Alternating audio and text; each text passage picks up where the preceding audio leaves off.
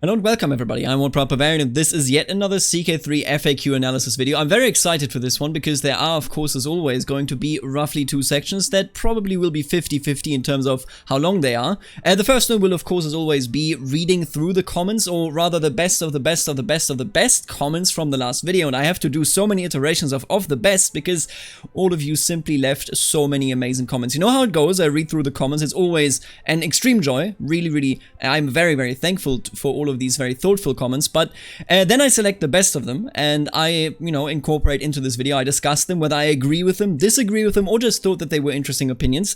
And under the last video, you all left so many amazing comments, I had to cut out. I initially selected, I think, about like 37, 38 comments, and I cut them down to about 16. They were just all so good. So if you don't see a comment in this video, don't be sad. Most of those comments under that video were absolutely stunning. They were really interesting takes that, I hadn't considered in many ways myself. Go check out those comments under the video as well. I mean, it's just really nice to see all of the input that all of you have on these topics, to see kind of the community come together and discuss where the mechanics are going, where they could be going, and whether that is a good thing.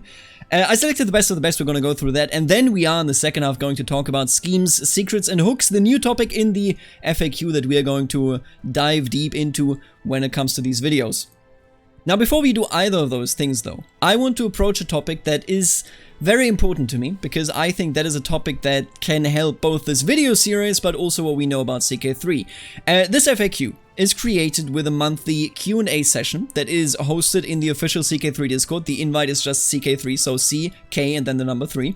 And if you join that Discord at the end of this month, so that's about, I want to say maybe the 30th of June when they do it, they usually announce it about a week before they go ahead with the Q&A session, you can ask questions that then will, of course, help complete this FAQ, because that is what this FAQ is made up of. Every single one of the questions and answer sections here is something that was asked in the Discord and then approached there. I think actually that wasn't entirely correct. I think some of these are also questions answered in the forum, but in their vast majority, they are Q&A session questions and answers.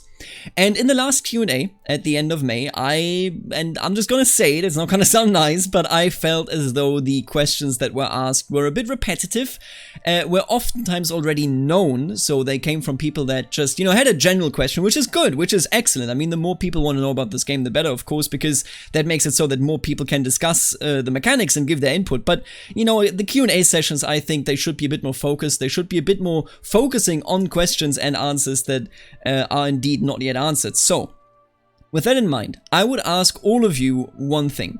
If you have a question that you think would make a good entry to the Q&A about the last 3 dev diaries, because every single Q&A session is only about the dev diaries, or is supposed to be only about the dev diaries that happened in that month. So in this case, it would be, I want to say decision modding. No, it was decisions, event modding, and stress. If you have any questions that you think desire an answer and require an answer, so that, you can go to bed and not have to think about it while wrestling around with your, in bed. If you have any of those questions, if you have multiple of those questions, I mean, my God, feel absolutely free to ask multiple questions in the comment sections. Please post them in the comment sections. And if you are one of the people that will be around for the Q&A session, I think they're hosted noon or afternoon Central European summertime. I think at least it's somewhere there. I can't quite remember. I think like 2 p.m. CEST. But if you will be there, feel free to go into the comments, check out whatever questions you see. And if you see something that you think is a question that absolutely needs to be answered, remember that question and ask it during the Q&A session. I'm hoping that we can raise the quality of the questions asked, and with that, of course, also the quality of the answers given. Meaning that these FAQ analysis videos will have even more meat than they already do. So I just want to invite all of you, because I saw all of the comments under the last video. Man, all of you put so much thought and so much work into this. I want to thank you, because this is a conversation, it's a discussion in the community that I'm really excited to have every time I sit down to record a video like this one. And speaking of that discussion, let's just jump to the comments. Here we have the first one. Barbarian, you quite often mention that you like some content not being added yet. I can really understand the mindset of preferring a good game after DLCs over a mediocre one at release. However, I want to add that you might be a little biased here, because you won't have to pay for the DLC, and as a YouTuber, you profit from the good game after the DLCs more anyway. And then the second part, totally out of context. The thing I'm worried about the most is the immersion-breaking border go I saw in some of the reviews. Seeing my Irish vassals randomly expanding into Russia is a no-go for me.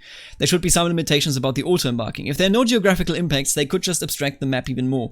So when it comes to abstracting the map, I want to postpone that because I will post a very hot take video that many of you will likely oppose, but I will post that as a video essay in the coming week sometime. But let's approach the second part here first, because the first part I think will be a bit longer. But the second part, essentially, I agree. What I saw when it comes to the borders of, for example, the Holy Roman Empire, and when I saw the vassal limit of the Holy Roman Empire being 80, that's unbelievable. I mean, 80 is a number that you will never meet. There are, in CK3, as far as we know, 82 counties in the Germany region, so essentially, the Holy Roman Empire core.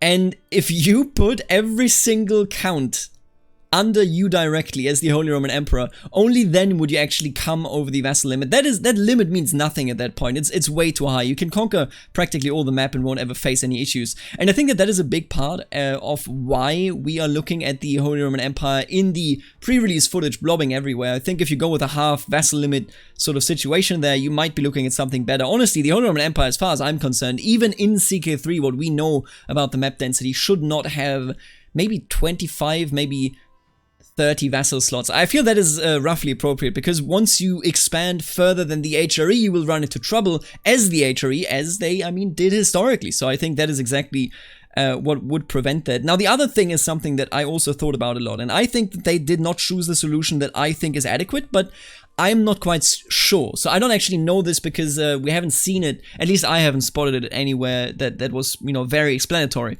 But that's the issue of boats and embarking.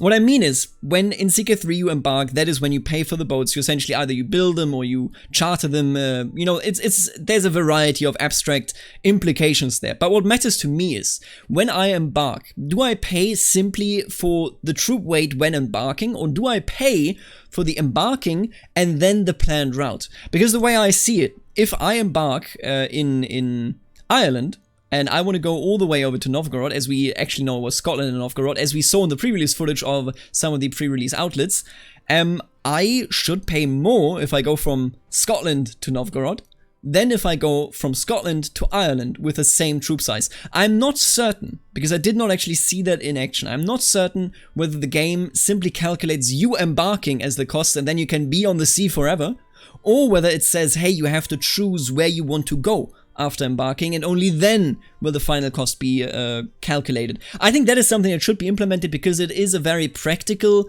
naval range. If you have the money, you can go anywhere in boats. If you don't have the money, then you are very, very limited. For example, let's say you are indeed in Scotland and you have an ally in Novgorod, you could maybe ship to Denmark and then, or maybe, to Pomerania, and would then have to walk a very far distance. It's the same, in my opinion, as embarking in Hamburg and going to Jerusalem in comparison to going from Venice to Jerusalem. The distance, of course, is significantly shorter, meaning that it should cost less. But I'm afraid, that CK3 does not calculate in where you're going.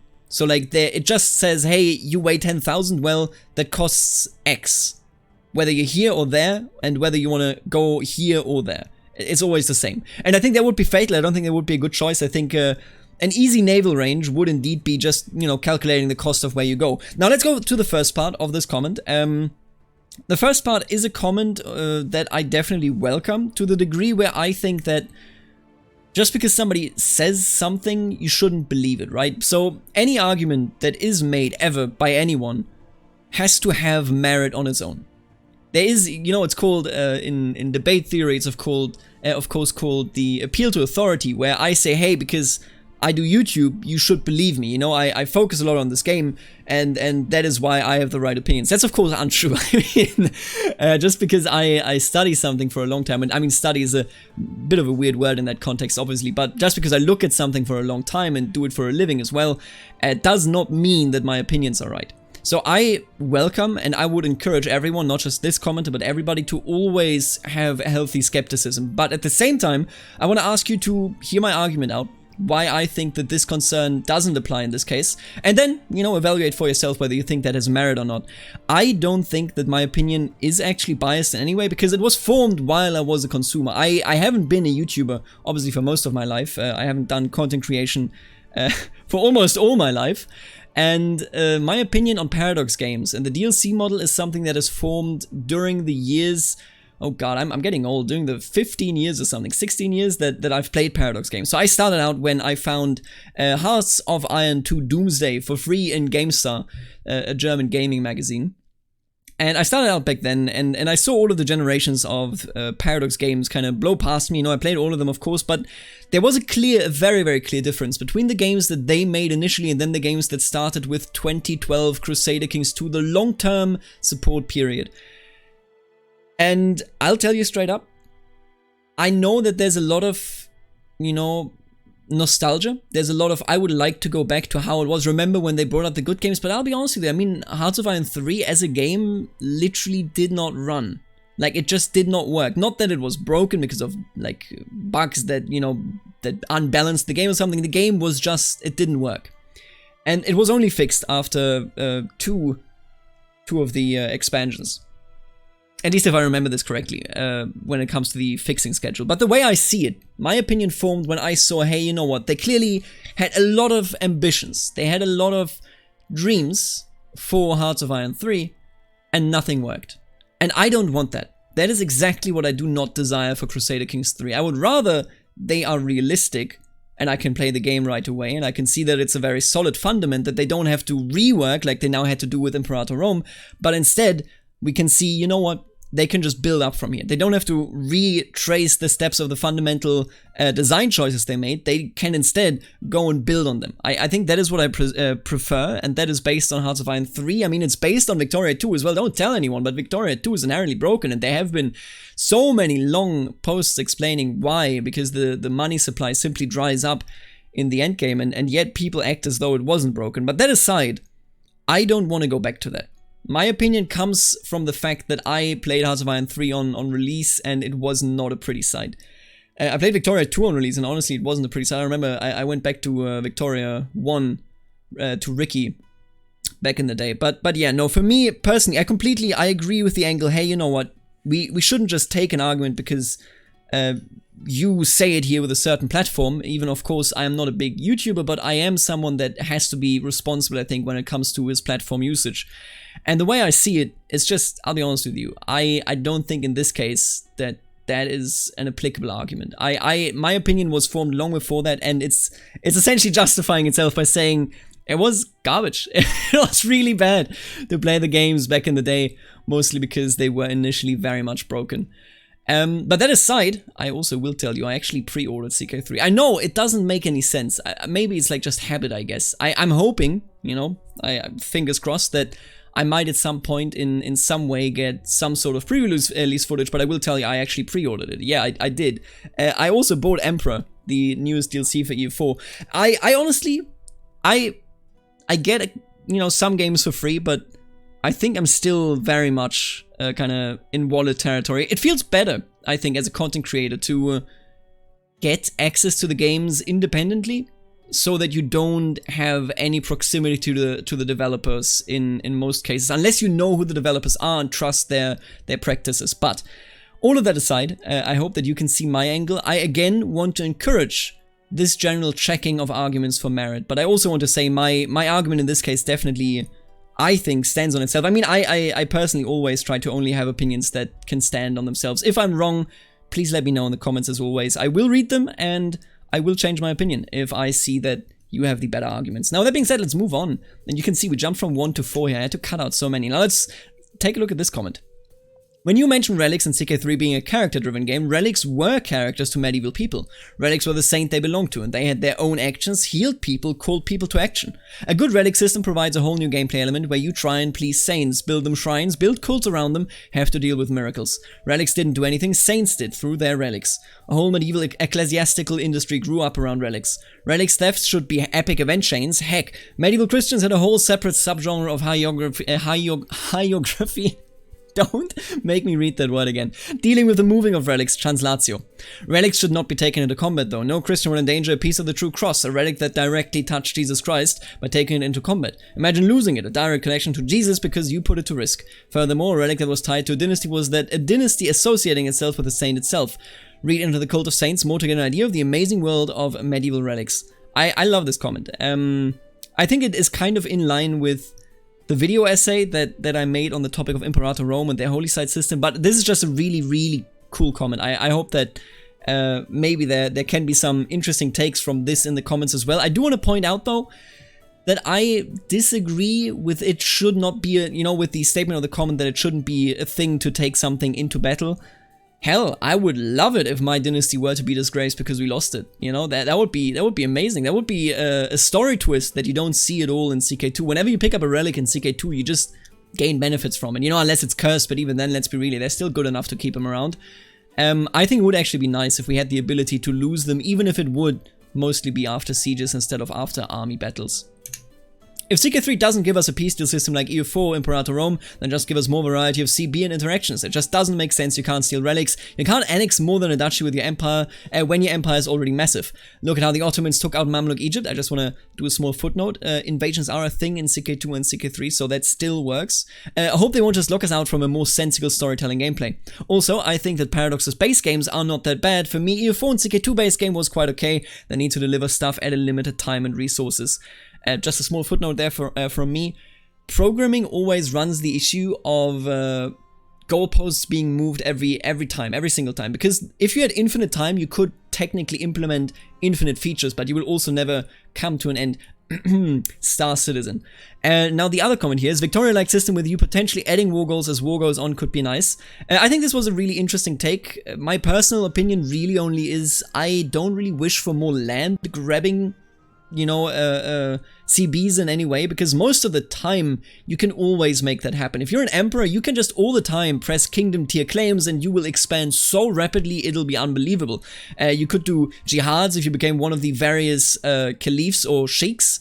You could do so many things. What I'm really looking forward to, or what I would be looking forward to, and I think what is also brought up here, is essentially CBs and peace negotiations that are more roleplay oriented but have a strategic value. I want to integrate that, because of course roleplay and strategy are not exclusive in CK3 or in CK2 for that matter.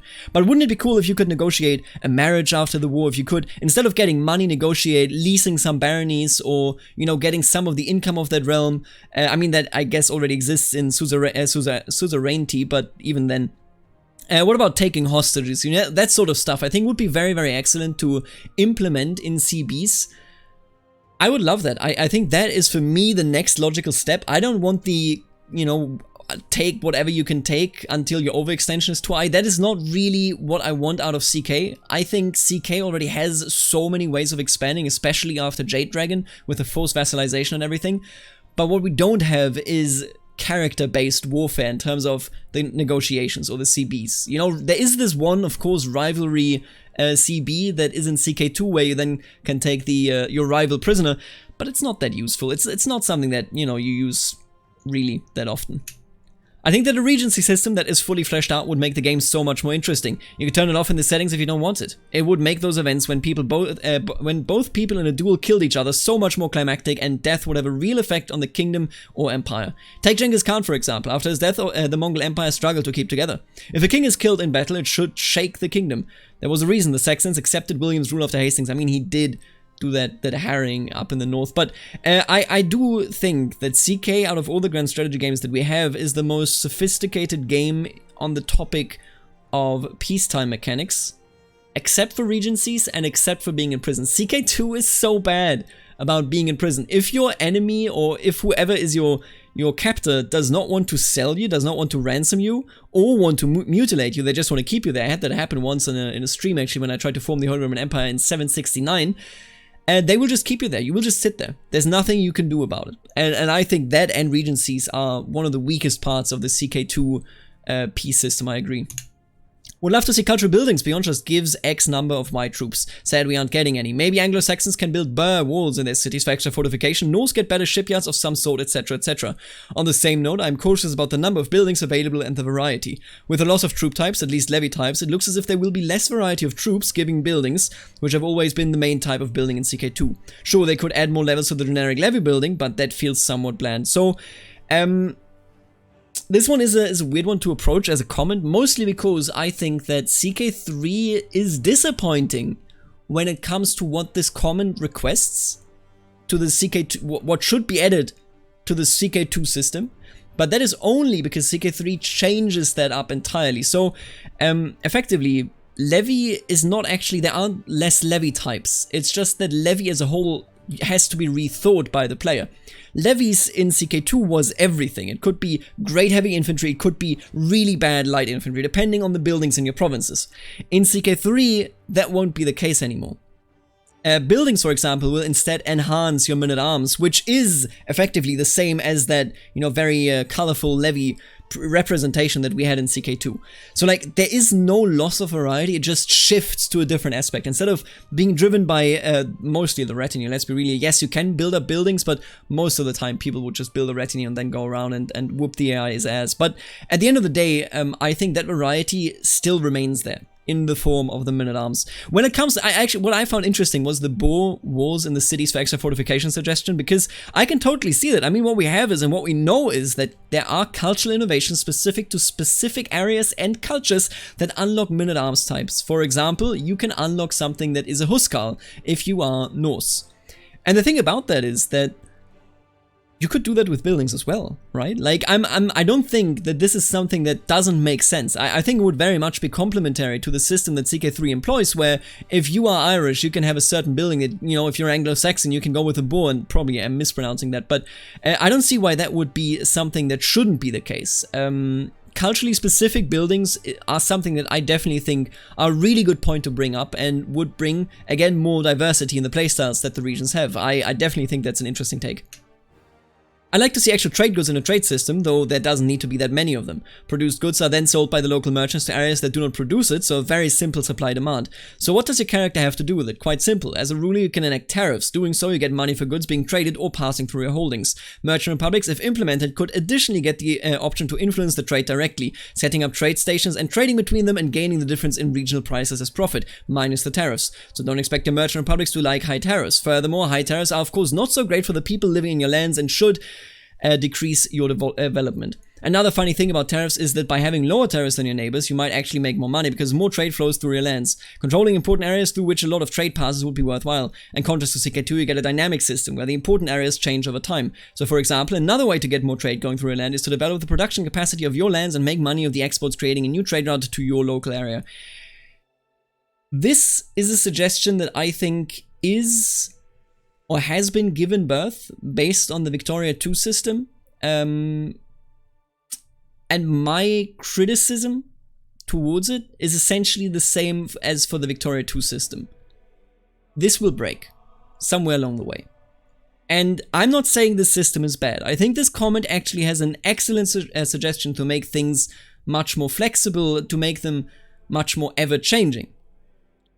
But the problem with this system is that it wouldn't be robust enough as a gameplay system to actually do the job over the entirety of a save. It would break somewhere. Whether it's the AI that doesn't understand that me changing my tariffs screws them out of so much money and actually eventually has them decrease their development to nothing, right?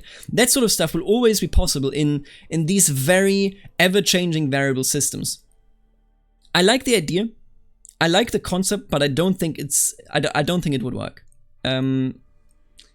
Victoria 2, again, I can just rephrase it, I can reiterate that. It's an inherently broken game. You can ask the developers, you can ask the forum posts that went into the details of why it is broken, but the game is broken. And if we do that in CK3, it's not going to be a good experience, I'll tell you straight up. It's going to be difficult. I think the next comment is one...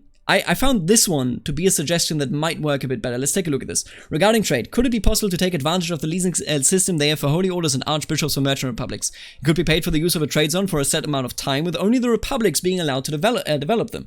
There could also be local trade guilds for each culture that would have different degrees of development and access to different technologies. So your choice as a player would be to lease to a less developed guild, but that is based in your realm, so you would also get its taxes, or to a more developed guild that will pay more to lease it and perhaps help county development, but will pay its taxes to the foreign realm that they have their base in, and so which could help fund a potential future enemy nation, both to you but also to later allies. Let me know what you think about this one. I don't think this one would be as flexible, but I don't think that is necessarily bad if it is more robust, because flexible also means that it could break. But the system would involve merchant republics interacting very actively and directly with the actual feudal lords, or the Icta lords, I guess, And I think that is a really interesting take, because honestly, in CK2, what peeves me most about the Merchant Republics isn't just that they make infinite money, which is way too much, but also that they don't really interact with the outside world. I build a trade post, and sometimes you might want to burn it down. Sometimes another Merchant Republic might pay you to do an embargo war, but most of the time you won't give a crap. Like, you won't actually care. You know, it's not something that you will really bother with. So I think more interactivity with the leasing system might be a good idea. Let me know what you think. Let me know if you have a totally different idea. This idea, and even honestly the one beforehand, both of these ideas, I didn't have them in my mind at all. So it was really interesting for me to read these. And my God, we're 25 minutes in. You all have to stop leaving so many good comments. I don't know whether I think I have to. We can't go through this one. I'm so sorry. This one is an interesting comment. Read it and let me know what you think in the comments. But we can't do it. It's too much. Big disagree, OPB. I find building Toll is very viable. It normally costs 500 ducats to 900 ducats to build a new castle, and then a keep is 200 and the barracks is 150. It's cheap enough to work. There's two things I think you're not factoring in: that the marshal increasing the level by 75% and the reinforcement rate that affects all your castles in the tile, so you get your ruler's marshal multiplier and the marshals. Furthermore, your power is much more centralized, so in the event of a rebellion you can crush armies before they unite. As well, you can defend your core holdings and therefore the prosperity and etc. much easier. Now the second comment, I'm somewhat in agreement. I've always been a little confused whenever I hear OPB says that Toll is objectively worse than CK2, although I get his playstyle leans in the other direction. I really enjoy trying to establish a smallish nation with natural borders like Ireland and Brittany, and then making them punch way above their weight after building up. If you own 3 well-developed castles in your capital province with your martial training troops, you can have a massive, reliably loyal army that reinforces incredibly quickly. Also helps keeping the factions in line, since they'll always be looking at a ton of levies you can raise in addition to your retinues. However, that does take like 50-ish years of not really expanding at all to attain, which can be eye-gorgingly boring at times, so I get why that's not for everyone. That last part reveals why I think playing wide in CK2 is straight up the better option. Both options are viable, both options are perfectly fine, and whatever you prefer you should play. That is the amazing thing about CK2. Yeah, and hopefully also about CK3. But the amazing part about CK2 is that you do not need to worry about the optimal playstyle, about getting this modifier or that modifier, because you can all work it out. You can start in literally the steps and build them up to be amazing. It is all possible. You won't fall behind in tech and then, you know, France comes along with their revolutionary bonuses, whatever the hell EU4 is doing at this moment. But you know what I mean, right? And I think that's a good thing. But playing wide is much more eventful and interesting than playing tall. And that makes it superior. That's my personal take. And in particular, the cost of about 900 ducats, I can buy a mercenary company for that, practically forever, and wage war without any issues. You can always, in CK2 that is, destroy your opponents simply by having a mercenary company raised from, you know, for example, a loan for like 240 bucks, and then you go in, crush any resistance that the enemy could possibly bring, and you will always be expanding, making prisoners that bring more money in, etc, etc. There's a lot going on, not just gameplay-wise in the wide playstyle, but also in the income that isn't on your balance sheet in the title overview. CK2, honestly, when it comes to the interesting playstyle and incentivizing that interesting playstyle, much more leans towards wide. I understand people that enjoy Toll, don't get me wrong, please continue to play Toll. I'm really, really happy, and I require this for CK3 as well, that they allow and encourage a Toll playstyle. I don't want that to be taken out. But fun-wise, Toll is lackluster, right? Like, you know, that's my take, I guess. You don't have to agree. My argument isn't really that it's not viable. It's all viable, because that's CK2. You can do whatever you want, and that's great about this game, but there's one that is just more fun. Like, in terms of events and density and mechanics that you encounter when you engage with that playstyle, the Toll playstyle just doesn't really have. One thing I've been thinking about lately is how little history matters to the RP side of CK2. What I mean is that there's no way to mark or commemorate important events from the history of your realm, and other than through bloodlines, the struggles and triumphs of the past are of very little importance to the choices and possibilities made by characters in the present. I always found the Chronicle rather redundant, as its contents have no effect on gameplay, and it would be cool to see remembrance and historical commemoration play a bigger role in the evolution of your kingdom, as this is, after all, a game about history. Super interesting comment. 30 minutes. Am I drunk? Does this mean it's best to only have one Merchant Republic Lord Mayor in your realm? I try to put one in Britain, one West Mediterranean, one Eastern. So this is in reference to me saying what is optimal for Merchant Republics, because what generates more money that is then also, of course, flowing to the Liege Lord. And the answer is no, it doesn't matter at all. Make as many as you want, put them all next to each other, all apart. It doesn't really matter, because Merchant Republics in CK2 make so much money. it doesn't matter. It just does not matter. The actual calculation there, it really just doesn't matter. Of course, it would be optimal if there was one family, one merchant republic essentially dominating the Adriatic Sea, but even if there isn't, if they're all your vassals, they make infinite money. You don't really care about that, you know, like for you, it doesn't really matter. Gameplay-wise, merchant republics, again, they have a really cool, complex system of giving bonuses, etc., but it's very much underapplied. Honestly, I really hope they focus on creating a deep rather than wide game to begin with. Sure, leave out hordes, imperial government and republics to begin with, but first focus on making feudalism enjoyable and engaging to play. It's similar to how CK2 was, with religions and governments being added as DLC updates, same thing for Paradox, as they were expanded upon. Just a footnote from me, CK2 mostly just came as this Catholic only, or well, Christian only game, because that's, I mean, what was CK1 was, right? They just directly expanded on that idea. There's no chance the CK3 team could ever create engaging naval combat, a trade system on par with Victoria 2, and governments for every single unique situation in every corner of Europe. Instead, they should develop a core to expand from as they see fit, with engaging and dynamics, you know, crossed out mechanics.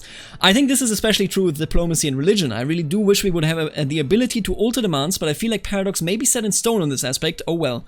The same goes for time periods. I would much rather have one starting time or a couple than infinite choices, of which none are good, because they have spent more effort on facilitating every possibility than making any of them or the actual gameplay good. I feel like this is this is part of what went wrong with Imperator. They created many mechanics around the world, but what came out was rather boring on a fundamental level at game launch. The Imperator comparison, I mean, that essentially would make this video way too long. But what I want to address mostly is, this is an interesting take, of course, but what I want to address mostly is that when it comes to the start dates, because we talked about this in the previous videos as well, where people were like, I want start dates that are earlier and that are later. The problem for me personally, I'm not saying we shouldn't have earlier or later start dates. What I'm saying is, at the very least, I agree with the move to cut down on start dates significantly, because most of the start dates in CK2, especially late game, were completely unusable. The economy goes crazy, it's all insane, nothing works, and that's not how it should be. That's not worth playing, you know, so that shouldn't even make it in. That should take no developer time whatsoever. That can go into a better source. Oh my god, this is just gonna be a comment video, isn't it? In my opinion, CK3 should have taken the Imperator approach when it comes to the map. Using an actual 3D map instead of a projectional 2D map would help with immersion and scale. Interesting comment. I kind of dislike the building system being limited from what I can see, and do correct me if I'm wrong. You get a set number of building slots. It is true, but I mean, you can, you know, build up provinces very much more specifically, more particular, and I actually think it adds variety, because it means that you have to choose where you build and what, instead of just being able to build everything everywhere. And especially long term, I saw this in the 7 Centuries runs and in the Persistent Survivor. Long term, the AI just straight up builds up everything. You know, I have a very wide playstyle, as we already discussed, and it literally was no drawback for me, even long term, because I would just like keep blobbing and blobbing and blobbing, and then whenever I got close to, you know, the end game or the mid game, I would just say, hey, I'm moving my capital because you, dear AI, built up this land so diligently, I'm just gonna live there now. I'm gonna have more income, more money, more troops, more everything. And the AI said, damn, how dare you? But they couldn't do anything about it. So I actually like the idea of having more specialized territory instead of just endless snowballing, building everything kind of territory. One way to make trade more interesting to all players would be to make the coastal province bonus to supply endogenous. Christians control the Eastern Mediterranean trade, means supply bonus on Jerusalem coastal provinces during a crusade. Pay Venice during war in region they control means supply bonus. War against Venice in the Adriatic, no supply bonus. Also making supply heavily dependent on controlling a neighboring county or adjacent sea tile, perhaps depending on the level of fortifications in the county. Could make sea bonuses very important when not adjacent to ally-controlled land. I've said this a couple of times. I actually, you know, Sicily is for me the perfect indicator whether whenever they implement a proper supply system, sort of, Sicily will be the perfect indicator. Sicily was so vital to every single Mediterranean power, because otherwise they would not be able to supply themselves to either go towards the east, the west, the north, or south. Meaning, as long as Sicily doesn't play the role, we don't have a system that works properly. So yeah, interesting comment. I just wanted to add on the Sicily thing that in my head is kind of the indicator of how it works. I think a better trade system would be a system that artificially changes trade routes based on development, empire, kingdom capitals, and whatever else is significant enough to justify dragging trade to that location. So essentially something that changes automatically in the trade. So instead of being a very flexible tariff-based system, but that could be manipulated, This is a suggestion more towards, if I understand it correctly, please do correct me if that is not how you meant it. Essentially suggesting a system that is more automated in how it changes trade routes and wealth distribution. Imagine if the Byzantines were able to reconquer Justinian's holdings, it could add more roleplay as you have another justification to take land over another. Interesting take.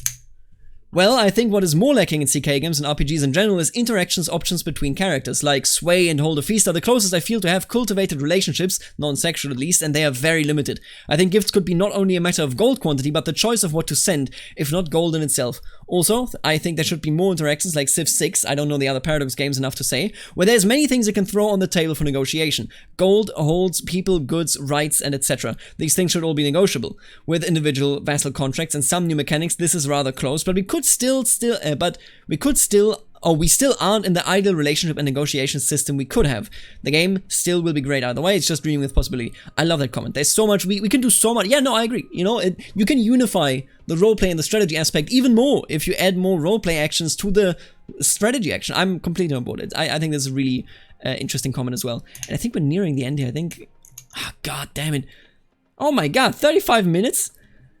I think it's not the best idea.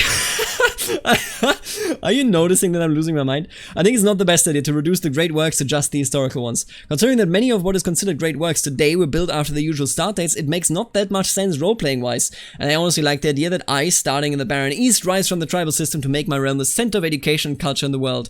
I would love to see a reintroduction of the rather free great work system later on. I agree, I don't like that you just have historical great works. I think the great work system in CK2 is a really neat idea, but very limited in its actual application and interesting mechanic generation. But I do agree, it would be nice, you know, if Notre Dame, for example, doesn't have to be in Paris, if I could decide where to build that sort of stuff. Yeah, no, I don't disagree. Oh god.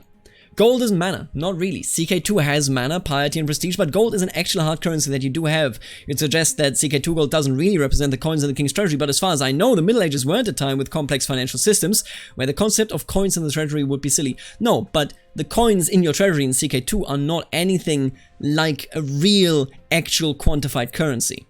They quantify the idea of assets, of cash, of standout loans, everything.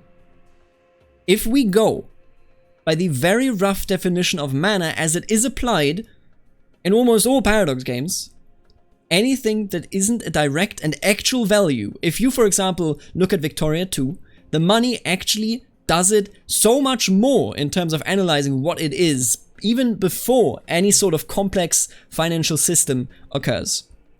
But all of that, all of those things, held down assets, etc., that you could then sell, you know, and use that treasury to build your army, for example, all of that stuff makes it so that, per definition, CK2 gold is mana. I am not saying that mana, meaning the abstracted quantification of a resource that otherwise is not that quantified, is a bad thing. I do not believe that mana per se is a bad thing. I think it is very much required and a good thing. Prestige and piety, for example, are excellent sources of mana. Gold, in this case, is just much more graspable because it is a real thing, although not in the numbers that gold works in CK2. But piety and prestige is much more abstract and yet still works. It's a quantification of recognition, and that is a good thing. That is a really good thing because we have to quantify that, and they quantify it in a very graspable way. When I say mana, and I want to make this clear, oh my god, 40 minutes, are you kidding me? When I say mana, I don't mean to say this is bad. What I mean to say is effectively, I think it's just a quantification of something that is not quantified in this way. That is not actually the way that it is displayed in game, but is quantified for gameplay reasons. And that's a good thing. Nothing wrong with that. There can be bad mana, don't get me wrong here. I don't think... I'm not the biggest fan of the EU4 Diplo, military, and administration mana. That's just me personally. But mana is not mana. By which I mean mana, not all mana is created equal. I don't want the population management of Imperator Rome. You talked about promoting pops, but that's because it's garbage. I do want the economic side of CK3 to be more fleshed out than CK2's, however. In CK2, everything basically boiled down to buildings producing gold. That's very simple and boring. It doesn't need to be complex. I do like the fun, albeit simple, economics of Stellaris, for example. Fair enough. Population is part of the economics of a good strategy game. I always thought it was immersion breaking how fast levies regenerated in CK2. War didn't feel like this devastating, brutal, senseless conflict. It felt like the medieval superheroes charging up their powers for a few years until they can throw their armies against each other again. I really hope they manage to somehow emulate the devastating consequences of war via development, but I remain doubtful.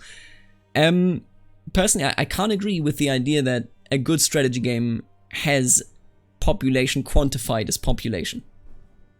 I do think there need to be indicators of that, and I agree that I'm also not sure whether development will be good enough of an indicator, but I do think that you can have a great strategy game without having an actual population value, be it Imperator, be it Victoria 2. I hate micromanagement, but there is a place for macromanagement concerning economics, trade, population, as opposed to abstracting it to a point where there is little to no choice in the whole process. I mean, yeah, just agree with that, I guess. And those are just nitpicks, by the way. I'm really excited for CK3, and your videos make the dev diaries and news much more enjoyable. Us having this debate, please never feel, unless you were very rude, which is also not nice, but you weren't rude in any way. Never feel apologetic about disagreeing with me. Disagree with me until the end of days. But let's have the argument. Let's have the discussion. Man, I'm 40 minutes into this. I'm losing my mind, you know? These videos were not meant to be an hour long, but here we are. I want to say thank you to every single comment that engages with me and disagrees with me and explains why they disagree with me. We don't necessarily, after we talked about it, have to agree, but I want to hear your opinion. I am super excited every time to read it. And as you can see, I'm so excited that I'm here for 40 minutes just reading comments. Do you think they will do China like CK2, or there will be some far west province of China will be playing on the influence of a virtual Chinese empire at the time? Imagine about bringing the Chinese empire all the way to Persia or even Arabia. I think I mentioned this, like I cut into it lightly. I just highlighted this comment because I want to say China in CK2 was a literal end boss. It was not designed as a real nation. It was designed around acting as an end boss. And I think that's a bad design choice in CK2 as a base design choice. And I'm very happy. I'm very hopeful that they're not going to do that in CK3. I would like to see an off-map China that interacts with us similar to CK2, but not as an end boss where, oh yeah, China, just shatter that empire. Tell me when the Abbasids were shattered by the Chinese empire, or where that ever was realistic in CK2's time frame, and we can start talking. But no, it will not be represented the same way that CK2 was, because CK2 in China was mostly added as a sort of endgame boss. That is honestly a role that nobody should have in CK, because CK isn't really about fighting bosses. Now, with that being said, 41 and 52 seconds in, 41 minutes, 52 seconds, we're going to get to schemes, secrets, and hooks. Let me know whether I should cut down on the comments. Should I only do top 10 comments? Oh my god, okay. Let's get to schemes, secrets, and hooks, and let's get to the highlighted questions. Now, if you didn't know about this, they expanded schemes, secrets, and hooks. A lot of hooks were formerly known as essentially just blackmail, as secrets, as stuff, as favors also. So all of that goes into hooks. That can be something where you know that, you know, person A killed person B, and now you can blackmail person A, or similar to CK2, hooks can also be you having them owe you a favor. All of that stuff is included there. Secrets, of course, now are a huge part, because when you murder someone, you carry that secret around with you, and it could theoretically be found out. And then schemes, of course, became a lot more interesting. I mean, schemes in CK2, the variety of schemes that you have are interesting, but the actual schemes are very boring, because you will invite a million people that none of you will actually know, and then of course you just wait for the percentage to do something. All of that has changed in CK3. Very, very excited. Let's go to the actual Q&A here. Can you go public with a secret you have willingly, so other people lose their hook on you? You can refuse blackmail, at which point your secret will be exposed. So this is an answer that I'm actually very, very, very skeptical about, because I feel like there are so many scenarios where your character might decide to take a reputation hit without being forced to do it by an outside source, someone that, for example, you know, were to blackmail you. For example, let's say I have been a very bad person. I have murdered 100 people. Okay, at that point, I mean, everything is lost anyway, but I have murdered one person. And now I decide I become a very religious, a very zealous person. At some point, my consciousness, my subconsciousness might stress me out so much that I hold this secret that I have not repented for the murder, that I will just, you know, essentially go to the street and shout it out. And I think that should be a feature. I think, you know, and that's just one of many, many occasions. For example, the other occasion would be if you have a soulmate, and you hang out with your soulmate, and then, you know, your soulmate says, wow, good thing that we're always honest to one another. And then you're like, should I tell my soulmate that I killed that guy 2 years earlier. I think those things are things that should be game mechanics. I think they should be implemented, because using our own secrets, whether it's using them against us or in favor of us, because it could bond us even more to our soulmate, right? If our soulmate now knows that we are a murderer, but knows that we trust them enough to tell them, I think that could be a good game mechanic for and against the character that has the secret. But I think it would be nice if we could expose ourselves, so to speak, to a limited or to the very public circles without, you know, a blackmail attempt. Will secrets have reduced chances of being discovered if they were undiscovered for a long time after their origin? Most of the original agents are dead or abroad. There is no difference to discovery at the moment, but it is possible for certain secrets to get lost if the people involved in them die. Of course, to speed it up, you'd have to get an entirely new murder secret. There's just no rest for the wicked. Now, logically and realistically speaking, of course, it would make sense if those secrets, you know, the signs of the secrets slowly faded, because it's so difficult to trace a murder from 80 years ago to my great-great-grandfather. But the way I see it, I think that's okay as a game mechanic, because, you know, the people involved in your plot will die eventually anyway, whether it's with your work or without your work. And I think as a game mechanic, this works out just fine as people are slowly fading away, or maybe even as you're sending them away to different courts, making it so that nobody will investigate you because nobody's interested in them. I think that might actually be perfectly fine as a game mechanic. Does this mean that if an agent is found, the others are still secret? Yes, the target will know that someone is scheming, but they won't know who else is involved. Makes the agent's best friend look vaguely suspicious though, doesn't it? So that is something, essentially what they confirmed is, if you are the source of a plot, and you are in the preparation stage, you cannot be found out. Only your agents can be found out. Once the plot actually fires, you can be found out. Meaning the actual plot origin can only be traced back if the plot is attempted to be executed.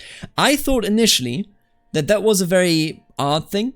That was a thing that I didn't like, but then I saw this question and I want to highlight this because I think this is important to see why the system makes sense despite feeling like it doesn't make any sense. You said that a plot discovered before its execution won't be traced back at you. Is this a hard won't in every case, or is there a loyalty factor related to your relation with the agent? Right now, this is a hard limit, but having your scheme discovered at all significantly increases the chance that it will be discovered when you try to execute it. I think this, for the moment, makes it perfectly fine. I would like it if, as the one that is being plotted against, for example, if someone wants to murder you, I would like it if you could do something like a counterplot, right? Where you directly engage with trying to find out who's doing this. Now, as long as that isn't implemented in the game, though, I think it is perfectly fine to do it the way they are currently doing it, because once you execute the plot, it is most likely that, you know, if you have been discovered several times, for example, if your agents have been discovered several times, that you're losing those agents because they might be arrested. And just further, you know, not even stopping there, that you might even be in a situation where you will just immediately be found out. So as soon as anybody of the agents is actually found out, it is highly unlikely that your plot will actually be successful, which has the same effect as me doing a counterplot. So in that sense, I'm very much okay with this mechanic, although I would wish long-term to essentially that be expanded upon even further, where I can do something like a counterplot. Now let's go to the actual chronological question right here. And I can't talk anymore. Do the plotters get secret on all people that participated in the murder plot? Not at the moment. We've tried it out and it led to a lot of loose secrets lying around where discovering them could be helpful, but it didn't really tell you anything about what had been going on. So at the moment, agents are only at risk while the scheme is going on. So there you go. Essentially, interesting insight, I think, in the programming, you know, point of view, in the developing point of view, where they try out something and then see it doesn't work. I also remember that agents can't actually, you know, hold that secret against you, because they also confirmed elsewhere that the agents would just constantly blackmail everybody, and that's just, you know, that just shouldn't make any sense. So yeah, I get this argument. I again, similar to the counterplots, I think I would like this expanded. But in general, I think as the system works right now, this is the right approach to take. Now let's scroll down here a bit. Yeah, we don't have that many questions. My god. Literally 4/5 of this video are just reading comments. I gotta cut it down to like a top 10. Is there any sort of cultural variation to what is considered a secret or blackmail worthy? This question was asked before we went to creating custom heresies in the dev diaries. There's indeed something handling this that we'll get back to in the future. So, if you choose some of the tenets that are very guile-oriented, then you will come to a situation where, you know, being someone that is good as plotting is essentially a virtue. And I think that's really, really cool. I'm very much looking forward to that. I'm very much looking forward to the entire system of virtues and sins, because of course that also means what you can use as blackmail material. If you come from a, you know, a religion that allows, let's say, avunculate marriages, so marriage between uncle and niece, you would be in a different situation from someone that doesn't allow it, where you could, you know, bring that sort of stuff, or an affair of that sort, where you could bring that up and people would be like, wow, that's horrible. Or maybe you might even have a religion that encourages having multiple partners, making it so that affairs actually have no secretive value. I think those are really, really cool ideas, and I would like to see them implemented even further, because that means that court intrigue in certain cultures and religions could take completely different shapes compared to others. Will we be able to do murder plots on our kids when they're adults, of course? Yes, but only if you're playing a sadistic character. I always felt a bit weird about this, because like killing a child in a plot isn't necessarily sadistic, I feel. Maybe cruel, but then again, what we have to keep in mind is, even if you're not sadistic and you cannot kill your child, you can still imprison them and then kill them. You just cannot kill them via a plot. Yeah, wow, we're actually gonna have like 1/5 talking about the FAQ. I guess this is more like a comments review at this point in time, but we'll see about that, because we're already at the end here. You know, I just really wanted to highlight here that I don't think this is that big a deal, even though it seems weird to just have sadistic characters, because being a sadist isn't that common, all things considered. But at the end of the day, since you can still imprison and kill them, you can do it whether you're a sadist or not. Now, that being said, we are at the end here. My god, there were so many amazing comments. Consider leaving a comment for the next Q&A session. I think I'm gonna cut it down to like the 5 best comment for the next video here. These are all interesting and I love the debate with all of you, and unless you tell me otherwise in the comments, I'm gonna cut it down to either 5 or 10 comments in the comment review section, because it just takes so long. And we had to skip that amazing, very long comment. Please oh god. Okay, I love all the input that all of you are giving. I want to say thank you for that, because it definitely keeps my noggin jogging when it comes to CK3, learning more about CK3, considering more angles on CK3. Whether we disagree or agree on things, I hope that we are all having as much fun as I am. Again, in the comments, feel free to leave any input on schemes, secrets, and hooks, although I think this is a fairly unproblematic topic. I think the next one here, Counsel, Powerful Vassal, Spouse, and Spouse Counselor, will be a bit more interesting. But with all that being said, consider leaving questions for the next Q&A session so that others can ask. Consider reading those questions so that you can ask them in the next Q&A session. And let me know what you think about this content, because it is becoming very, very comment review heavy. And I'm having fun with it, but I don't know whether that is what you're here for, or whether you're just here for the FAQ analysis. Now, with that being said, I, as always, of course, do want to thank the members of the channel, namely the Barons, Aaron, nope. I reordered them, remember. I still have the old order in my head, but actually it says something else here. Achilles, Know-How, Charlie, Eterna, Falling Phoenix, Rex, Romanorum, Jacob, The Murcielago, Dan, Florian, MFA, Mitchell, Aaron, there he is, Stefan, and Snywolf. Then, of course, also the Counts, Lachlan, Kazan, Wombat, Thomas, and Shifty. And last but not least, the absolutely gorgeous Dukes, Eric, Kiriana, Goodfield, Nathan, Jack, Kenneth, and Lex. So, thank you all for supporting the channel, and definitely write good comments. I know you all have it in you, because you're leaving so many great ones. 40 minutes, just comment review. Okay, see you later. Alligator.